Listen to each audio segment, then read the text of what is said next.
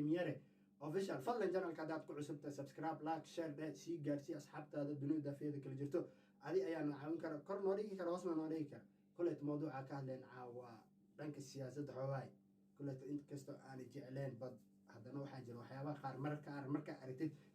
دمكو كلف هسينا كهذا الشيء سببته أحرت ودن كنا الحمد لله ودن في عوان سنة لكن dad ayaa u malaysa ma ogi dowlado kale u shaqeeyaan dad la soo ijaartamiya ma garanayo wixii u dhaqmayaan dad aan lahayn dalka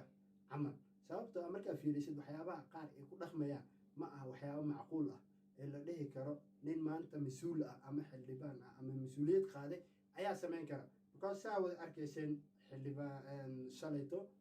shirka madaxweynaha guddoominaya dad waxaa arkaysay dhalinyaro xildhibaano mas-uuliyiin inta soo qaataan seeri ama firimbi sidaa u garanaysaan ay soo dhex istaagaan xafladda dhexdeeda inay seerigii yeerinayaan ama firimbigiisa u taqaanin sababtoo ah mas-uul waaye mas-uuliyadu qaaday dadu mas-uulkaya ma la dhihi karaa qofkaas mas-uul waaye ama mas-uuloo galaa because qaabka uu u dhaqmayo ma aha qaab nin mas-uuliyad loo dhiibi karo waxaad u malaysaa ciyaal yar oo kubad dheelayo oo garoonka isku fadhiisayoo kale sidaa wada arkayseen nin dhan soo istaagaya meel xaflad ah la rabo go-aan iyo inuu gaaro ee soo baxsanaya seeri ama firimbi ee yeerinaya ee meesha buuq ka dhalinaya kulleyta lama dhihi karo xildhibaan bal qaabka uu u dhaqmay ila fiiriya madaxweyne fariiso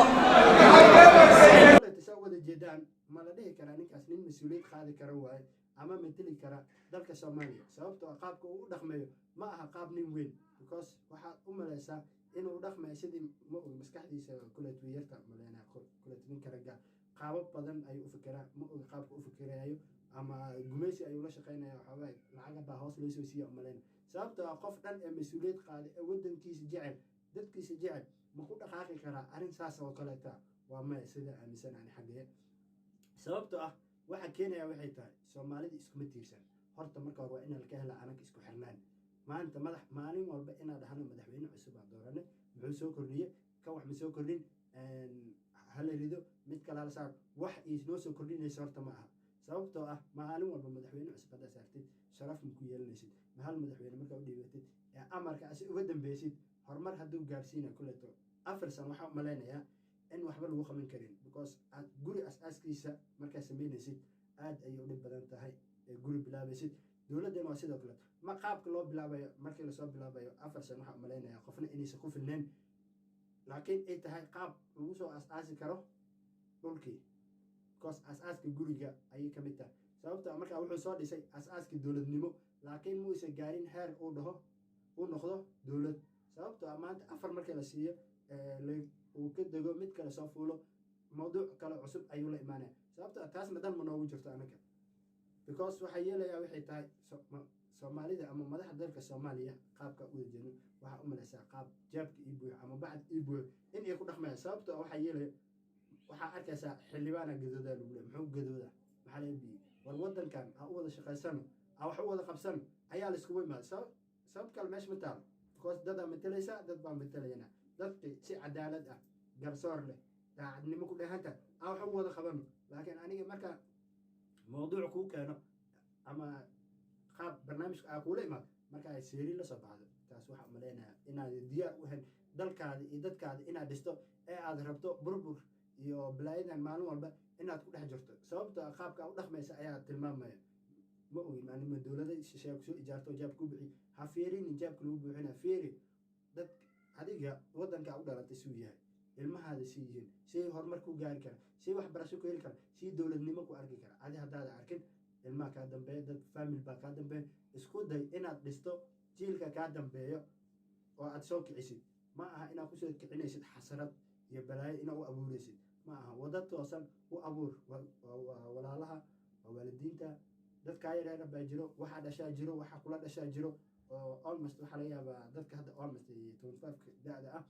wax dowladda inay soo arkeen ay burbur iyo qalalaase bis soo arkeen because ilma canuga aday dhashay canugu sii dhalay u diyaari wada u fal ma aha noloshan adduunyadu waa wax yar ee dhamaanayo sababtoo ah maanta canugaada mustaqbalkiisa haddaada fiiri yaa fiirina yaa ka dambeeya adigu wadada martuu maraa burbur iyo wuxuu kasii shaqeynaya balaayo sababtoo ah waxa yeelayo adaa u horseeday soo maha Soomaali waxay dhahdaa geel laba jir soo wada mar koleyto maanta haddaa adiga burbur u sheegto ama balaayo aad ka dhaadhiciso ama buufis maskaxdiisa ku rido ama qabiil ku buufiso ogow ninkaas beri inuusan waxba tareynin uu asina yahay sidaadoo kaleeto sababtoo ah because waddadan adaa u fale anu waxaan dhihi lahaa soomaali weyne tasta cadawgiina ka tasta koleyto qaabkan wada ognaa dalka soomaaliya wadamo badan ayaa jira ee aan rabin inuu dhismo ama dowlad noqdo sababtoo ah kenyada u horeysa ma rabto inaad dowlad noqoto sababtoo ah danta iyo kaa leedaha ayaa ka badan waddan walba wuxuu rabaa inuu adig u kala qaqaybiyo u kala jaro bal adigii haddaa adi isisii qaqaybaysid ee dhahda qolhebel miyay noqonaysaa wax macquula waa maya marka gacmaha isqabsada soomaaliya si wada jira ayaad wax u qabsan kartaa ma aha nin qayrkiina maalin walba inuu idinsoo hor istaago haddaan dubcad oo war ka maqashaan ma aha adiga nafta fikir xisaabtan wax isku dhufso maxaad soo martay maxaase kaa horeeya maxaa adduunka sida maxaa akhrisfad beri waa lagu weydiinaya xilkan aad haysid aakhiradaada sababtoo ah ma aha mas-uuliyadda lagu dhiibay in aad ku takrifashid because dad baa kaa dambeeya dad baa mas-uul ka noqotay beri su-aasha lagu weydiinaya way ka mid tahay walaal macaani waxaa idin leeyahay ragga soomaaliya ee dowladda ku jiro sidaa wax ku weydiin wax ka bedela ma aha mucaarad waa la noqdaa laakiin mucaarad waxaa loo noqdaa qaab wanaagsan ma aha sidii ciyaal yar yar inaad meel bulsho ama shir lagu hayo inta soo istaagtid aad seeri la soo baxdid ama firimbi sidaa u garanaysaan ee aad yeris taasi xal ma aha waxaad tusaysaa wadamada ciilka kuu qaba ama cadawgaada aha nacasnimada kugu jirta heerka iyo gaarsiisiisantaha ma aha cadawgaada inaad tustid jabkaada ama meesha aad ka jilacsantaha mar walba inaad is adkaysid isdhistid adaa laa rabaa sababtoo ah haddaad adi isdhisid ninkaa wuxuu rabaa waxay tahay inaad isku dhacdin oo asi jaanisal waa idin dhexdhexaadina maalin walba inaad dhahdin xildhibaanadii isdagaalsan xildhibaanadii madaxweyne isku kacsan ma aha wax macquul ah fadlan waxaan leeyahay taas ka taxadara fadlan haddaa janaalka ku cusubtaa subscribe dheh share dheh siina shargare salaamullaahi calaykum waraxmatullaahi tacaala wabarakatu